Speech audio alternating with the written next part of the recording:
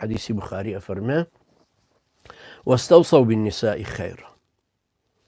رفتاري نرمونيان جوان بكن لقل أفرتان فإنهن خلقن من ضلع أفرتان لبراسو درزون وإن أعوج شيء في الضلع أعلاه شماوترين براسو أو يسري سرويان فإن ذهبت تقيمه كسرته أجر محاولة بكي راستي كيتوا أيشكيني وإن تركته لم يزل أعوج أجر ليش يقري هروا بتشماوي إمنته يعني رولي خوي هروا شوي أبينه فاستوصوا بالنساء خيرا جاري كتير فرمته فاستوصوا بالنساء خيرا كوابو أو اللي هو في ربينك دليل كان زياتر لسر أون كحواء كخزاني آدمان لبراسوي سيدنا آدم لبراسوي تشبي